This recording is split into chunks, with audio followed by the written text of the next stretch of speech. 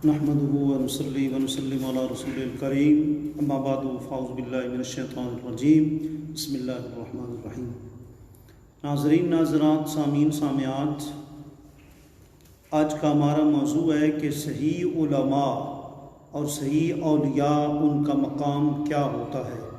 تو صحیح بات یہ ہے کہ ان کا مقام یہ ہوتا ہے کہ صدر ہوں یا وزیر اعظم ہوں، ان کے قدموں میں ہوتے ہیں، وہ ان کے قدموں میں نہیں جاتے۔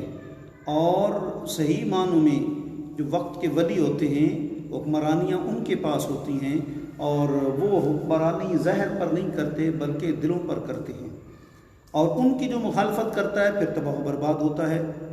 جی دیکھیں، دو چیزوں پر اللہ نے اعلان جنگ کیا ہے۔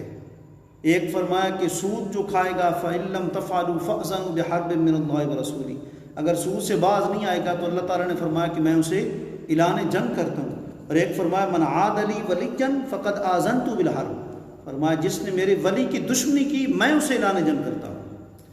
اس لیے جو صحیح معنوں میں اللہ کے ولی ہیں، صحیح عالم ہیں، وزیر اعظم ہوں، صدر ہوں، وزراء ہوں، سب ان کے پیچھے ہیں۔ ایک واقعہ ہم اپنے سلسلہ کے بادشاہ، ہمارا سلسلہ قادریہ رومیہ جو ہے، اس کے عظیم بادشاہ مولانا جلال الدین عارف رومی رحمۃ اللہ تعالیٰ رہے۔ یہی وجہ ہے کہ ہمارا پیر خانہ استانہ عالیہ کریپر شریف حبیب آباد پتوکی کے پاس ہے، اور ہمارے پیر و مرشد قبلہ حضور پیر طریقت رہبر شریعت حضرت علامہ مولانا پیر سردار احمد صاحب عالم قادری دامت برکاتہم العالیہ آج بھی اس بڑھاپے میں اور اتنی بیماریوں کے ہوتے ہوئے مولانا روم کی محبت میں فنا ہیں، اور درس مصنوعی شریف آج بھی الحمدللہ کریپر شریف پر یوں ہی جاری ہے جیسے آج سے سالوں پہلے جو ہے لالا پاک علیہ رحمہ اور لالا محمد اشرف صاحب علیہ رحمہ اور لالا عظیم پاک رحمۃ اللہ تعالیٰ علیہ کے دور ولایت میں جاری تھا، آج بھی جاری ہے۔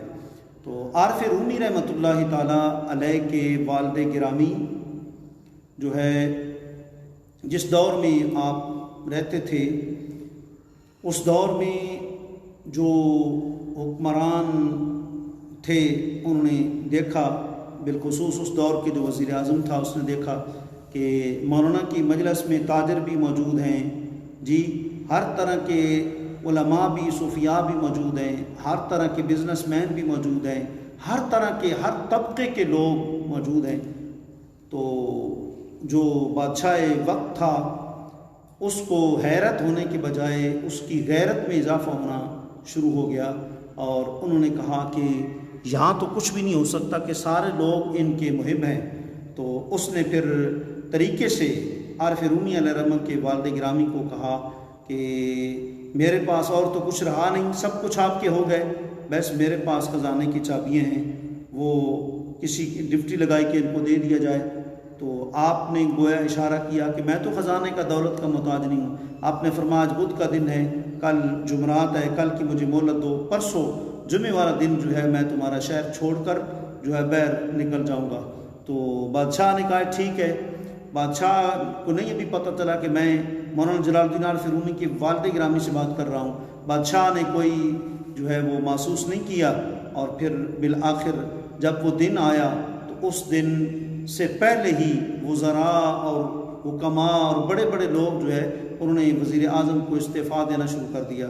اب اسے پتہ چلا کہ یہ لوگ تو سارے شہر کی رونق تھے، یہ ایک بزرگ کی وجہ سے یہ سارے استعفیٰ جو ہیں وہ دے رہے ہیں، اس ملک کو الوداع کہہ رہے ہیں، تو اس سے تو سارا نظام حکومت تباہ ہو جائے گا۔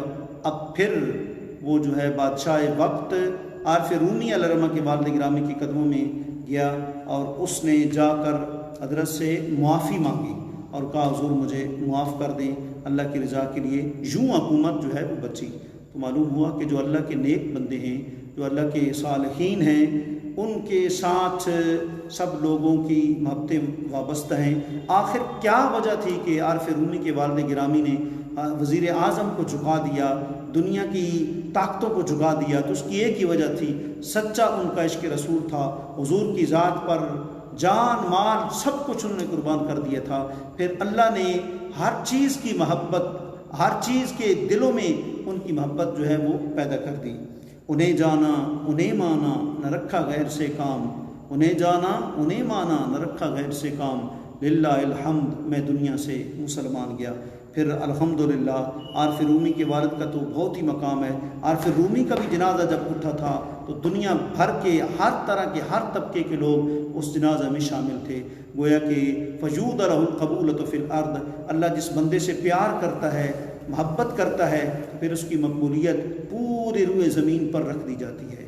جی تو اللہ کریم ہمیں جو ہے عارف رومی کا کلام درس مثنوی شریف کی صورت میں اپنے پیر و مرشد حضور پیر طریقت رہبر شریعت حضرت علامہ مولانا پیر صدارم صاحب قادری ان کے فیض سے ہم نے سمجھنے کی، سمجھانے کی اور تعلیمات رومی کو عام کرنے کی توفیق عطا فرمائے. وآخر دعوانا الحمدللہ رب العالمین.